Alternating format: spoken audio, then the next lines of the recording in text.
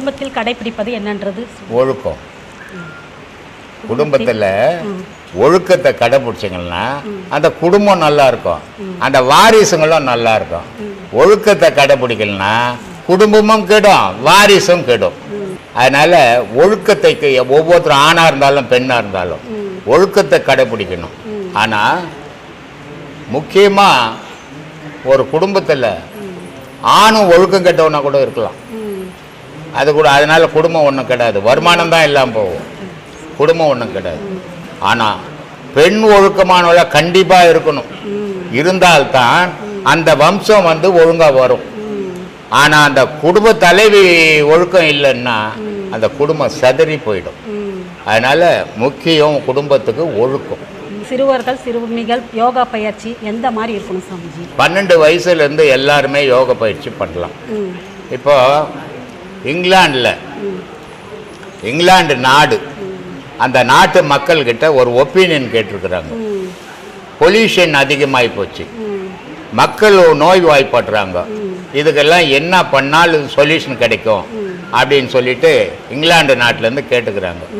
இங்கிலாண்டில் நம்ம சீடருங்க இருக்கிறாங்க.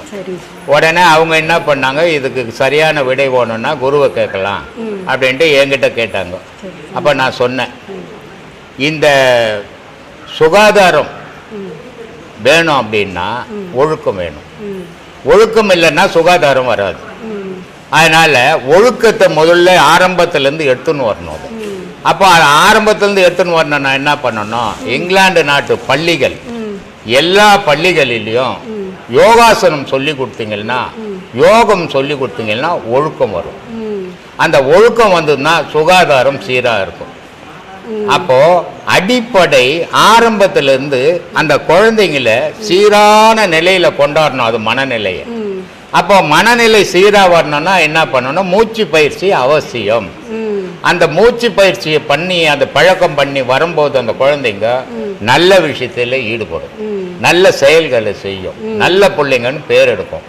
இதுங்க நல்லதா இருக்கும்போது அந்த நாடே நல்லதா இருக்கும், அந்த நாடே பாதுகாப்பா இருக்கும், அந்த நாட்டில் நடக்கிறதெல்லாம் நல்லதா நடக்கும். அப்போதான் அது அடிப்படை. ஆனா நாடு நல்லா இருக்கணும்னு மனசுல நினைச்சுக்கணும், நம்ம செய்யறதெல்லாம் தீமைகளை செய்தோம்னா பொல்யூஷனும் வரும், எல்லாம் வரும். மெயின் பொல்யூஷனுக்கு அடிப்படை புகை. இப்ப வாகனம் ஆதியில ஒரு ஊர் இருந்ததுன்னா 2 வாகனம் வச்சிருக்கிறது கூட கஷ்டம். இன்னைக்கு ஒரு ஊர் இருக்குன்னா ஒரு வீட்டுல 2 வாகனம் இருக்குது. அப்போ அந்த புகைகள் பொல்யூஷனா மாறுது. இது ரெண்டாவது, ஜனத்தொகை அதிகம், நெரிச்சல். இப்போ ஒரு ரூம் இருக்குது, அந்த ரூம்ல ஒண்டியா உலாவாத போது வரைக்கும் அதில் அனல் தெரியாது.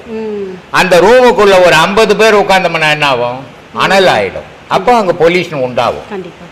அப்போ நம்ம முதல் அடிப்படை குழந்தைங்களுக்கு ஒழுக்கத்தை கற்றுக் கொடுக்கணும். ஒழுக்கத்தை வாயில கற்றுக் கொடுத்தா அதுங்க வராது, ஒழுக்கத்துக்கு செயல்ல கொண்டு போகணும். செயல்ல கொண்டு போனா யோகம் கற்றுக் கொடுத்தோம்னா அதுங்க வாழ்க்கையில கடைசி வரைக்கும் ஒழுக்கமா வாழும். அந்த ஒழுக்கம் அந்த நாட்டுக்கே வரும்போது அந்த நாடே நல்லா இருக்கும், எந்த சீர்கேடும் இல்லாம நல்லபடியா இருக்கும். அது நான் சொன்னேன், எழுதிக்கினாங்க. அந்த மாதிரி எல்லாத்துக்கும் அடிப்படை 12 வயசுலேருந்து யோகாசனம் கற்றுக் கொடுக்கணும். அப்புறமா யோகத்தை கற்றுக் கொடுக்கணும். யோகாசனம்ன்றது உடற்பயிற்சி, யோகம்ன்றது உயிர் பயிற்சி. யோகாசனம் வேற, யோகம் வேற. அப்போ இது அடிப்படையா பேச அந்த குழந்தைங்க கத்துக்கின்னு வந்ததுன்னா வாழ்க்கையில நல்ல எண்ணங்கள் வரும், நல்லதே செய்யும், தீமையிலேருந்து விலகிடும். சரி சாமிஜி, எனக்கு ஒரு டவுட்டாக இருக்குது சாமிஜி. இந்த குழந்தைங்க ஒரு ஊனமுற்றமாக பிறக்குதுங்க. சரி, அந்த ஊனமுற்றம் பிறக்கிற குழந்தைங்க ஒரு தாய் தாப்பம் செஞ்ச பாவங்களா இல்லை அவங்க முன்னோர்கள் செஞ்ச பாவங்களா ஜி? சாமிஜி, பாவம் மட்டுமா இல்லைம்மா, ஊனமாக பிறக்கிறதுக்கு பல காரணங்கள் இருக்குது. இப்போ ஒரு ஆணும் பெண்ணும் புணர்வு பண்ணுறாங்க. ஒரு பெண்ணு கர்ப்பம் தரிக்கிறாங்க. கர்ப்பம் தரிக்கும் போது சரியான வறுமை, சாப்பாடு சரியா இல்லை, ஆனா கர்ப்பம் தரிச்சிருக்குது, குழந்தை வளருது. இந்த பெண்ணுக்கு போக வேண்டிய ஆகாரம் மீதி அந்த குழந்தைக்கு போகணும், வளர்ற குழந்தை கர்ப்பத்துக்கு போகணும். போச்சுன்னா அந்த குழந்தை ஆரோக்கியமா வளரும். ஆனா அப்படி போல வறுமை, அதனால அது ஊனமா பிறக்குது. இன்னொரு பக்கம் இது கர்ப்பமா இருக்கிற ஒரு பொம்பளை கர்ப்பமா இருக்கும்போது பட்னியாவும் இருக்கக்கூடாது, அளவு மீறி சாப்பிடக்கூடாது. ஓ சரிங்க சாமி. சும்மா கிடைக்குதுன்னு இஷ்டத்துக்கு சாப்பிட்டோம்னா ஆ. பெண்ணுடைய வயிற்றுல ஆ. நீர் அதிகமாக ஏற்பட்டா கண்ணுக்கு இது ஊனமா பிறக்கும். ஓ சரிங்க சாமி. நீரும் மலமும் அதிகமாச்சுன்னா குருடா போயிடும். இதுக்கு யாருடைய பாவமும் இங்க காரணம் இல்லை, தாயே அதுக்கு காரணம். நிறைய பேர் சொல்றாங்க சாமிஜி, இப்ப வந்து பெத்தவங்க ஆமா பின்ன வெளியே சொல்லுவாங்களா நான் தான் தப்பு செய்தேன்னு சொல்லுவாங்களா? நான் ஒரு தப்பு பண்ணிட்டா நான் தப்பு பண்ணேன்னு ஒத்துப்பண்ணா நான் யார் மேலேயாவது போட்டு போவேன். அப்படிதான் நடந்துட்டு இப்ப இருக்கு. மனுஷன் வந்து என்ன பண்றான், ஏதாவது அவனுக்கு ஒரு துன்பம் வந்துச்சுன்னா நம்ம என்ன தப்பு பண்ணோம், ஏன் நமக்கு இந்த துன்பம் வந்ததுன்னு யோசிக்கிறதே கிடையாது. ரெண்டு விஷயத்த எடுத்துப்பா, ஒண்ணு என் விதியை ஆணுவான், இல்ல என்ன கடவுள் இப்படி பண்ணிட்டாயானுவான். இந்த ரெண்டு மேல போட்டு போயிடுவான். அதனால இதை யாரும் ஒத்துக்கிறது இல்லை. உண்மை நிலை என்னன்னா தாயினுடைய கர்ப்பத்துல அந்த குழந்தை வளரும் போது சீரா இருக்கணும் அந்த தாயினுடைய தீனி. அது சும்மா கிடைக்குதுன்னு போட்டு அரைச்சிக்கினே இருந்தோம்னா மழை ஜலம் அதிகமாகும் போது இந்த மாதிரி மலம் வந்து ஜலம் அதிகமாகும் போது ஊனமா போயிடும், மலமும் கூட சேர்ந்து வயிற்றுல சேரும் போது குருடா போயிடும். இது எல்லாமே இந்த தாய் செய்த வினை. இதை எந்த தாய் ஒத்துப்பா? ஒத்துக்க மாட்டான். அதை பாவத்தை மேல்னா போட்டு போவேன். முன்னோர் வந்து இவர் வயிற்றுல பூந்துக்கினாரு. முன்னோர் செய்த பாவம் எப்படின்னா உன் வயிற்றுல இப்ப நீ இந்த குழந்தை பிறந்து போச்சு, இப்ப நீ என்ன பண்ணுவ, அதை பார்க்கும் போதெல்லாம் வருத்தப்படுவ. இதான் முன்னோர் செய்த பாவம். நீ பார்த்து பார்த்து வருத்தப்படுற, அதுதான் நீ முன்னோர் செய்த பாவம். ஆனா நீ பெற்றது நீ செய்த பாவம். அது இதை ஒத்துக்கிறது இல்ல, புரியறது இல்ல.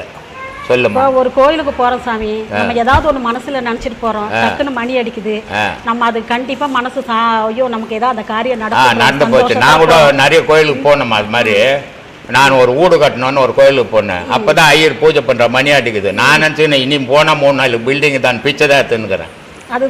இது மனுஷனுடைய கற்பனை. அவன் போற நேரத்துக்கு மணி அடிச்சுட்டாக்கா இவருக்கு அதிர்ஷ்டம் வந்துருமா? இவர் போறப்ப ஒரு சாவு எதிர வந்துச்சா இவர் செத்து போயிடுவாரா? இதெல்லாம் கற்பனை, நிஜம் கிடையாது. சாவு எதிர்க்க வந்தா பாத்துட்டு போனா சாவு நல்லதுன்னு சொல்றாங்க. ஆமா, கட்ட தூக்கின்னு வந்தா சாவு ஆகி போச்சுன்னு அர்த்தம். இது இவனா ஒரு பிரமையை உண்டாக்கி வச்சுக்குது. இதுல எதுவுமே நிஜம் கிடையாது. அப்புறம் சாமிஜி நிறைய பேர் சாமிஜி என்ன சொல்றது, இந்த கொரோனா வாழ்க்கையில நிறைய பேர் பாதிச்சுட்டு இருக்காங்க. சரி, அது எப்படி இந்த கொரோனா வாய்ப்பு எப்படி குறையுதுங்களா கூடுமா ஒண்ணுமே தெரியல. அது மழை இந்த மாதிரி பெஞ்சிருந்தா கொரோனா கூடும்.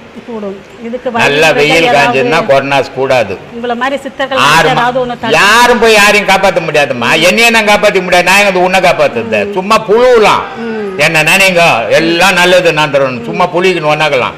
நிஜம் கடவுளே நினைச்சா போயிட மாட்டேன். உன்னை நீ தான் காப்பாற்றணும், என்ன நான் தான் காப்பாத்திக்கணும். நான் இந்த அண்ட புழுவெல்லாம் புழுவது இல்லை. என்ன நினைச்சுக்கோ, நீ இப்படி ஆயிடுவேன் அப்படி ஆயிடுவேன், நான் உன்னை காப்பாத்திடுவேன். யாரு நான் பெத்த புள்ளியே நான் காப்பாற்ற முடியாது, உன்னை எப்படி காப்பாத்துவேன்? நானு கோயிலுக்கு போனா கடவுள் காப்பாத்திடுவாரு. ஏன்னா கடவுள் நீ வரையான்னு காத்து நிக்கிறாரு உன்னை காப்பாத்துறதுக்கு. உன் கற்பனைக்கு இல்லாம கடவுள் பொறுப்பு.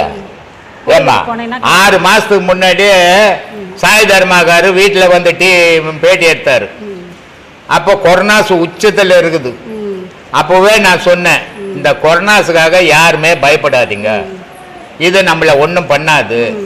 ஒரே ஒரு வேலை மட்டும் விடாம செய்யுங்க, மூச்சு பயிற்சியை விடாம செய்யுங்க, கொரோனாஸ் யாருக்கும் வராது. உலகம் உள்ள என்னுடைய சீடருங்க இருக்கிறாங்க, ஆனா உலகம் உள்ள கொரோனாஸுங்கிறது என் சீடர்களை யாரையும் ஒன்றும் பண்ணல. இந்த மூச்சு பயிற்சி யார் பண்றீங்களோ அவங்களுக்கு கொரோனாஸ் வராது, வந்தவங்க கூட செய்யுங்க, சீக்கிரம் குணமடைவுங்கன்னு. ஏன்னா கொரோனாஸ்ன்ற ஒரு நோயினுடைய இது என்னன்னா கையை கழுவு மூக்க கழுவு வாயை கழுவுன்றது இல்லை. நுரையீரல் வந்து நீர் கட்டிடும். நீர் கட்டி போச்சுன்னா அந்த நீர் வந்து சளியா மாறும். சளியா மாறிடுச்சுன்னா மூச்சு வராத அடிச்சு கொன்னுடும். அப்போ இந்த நுரையீரலை மூச்சு பயிற்சியால எப்பவும் சூடாக்கி வச்சுக்கணும்னா நீர் கட்டாது. நீர் கட்டாத போது சளி கட்டாது. சளி கட்டாத போது நமக்கு மரணம் கிடையாது. அதை 6 மாசத்துக்கு முன்னாடியே நான் சொல்லிக்கிறேன். இன்னைக்கு எவ்வளோ பேர் எனக்கு போன் பண்றாங்க, சாமி நீங்க சொன்னதை கேட்டு இன்னைக்கு கொரோனாசனம் பிடிச்சி போய் குதோ என்ன வந்துட்டோம், எங்களுக்கு ஒன்றும் இல்லைன்னு. அது மாதிரி சொல்றதை செய்யறதுக்குன்னா பரவாயில்ல. அடாந்தாலும் நான் சொல்றது நான்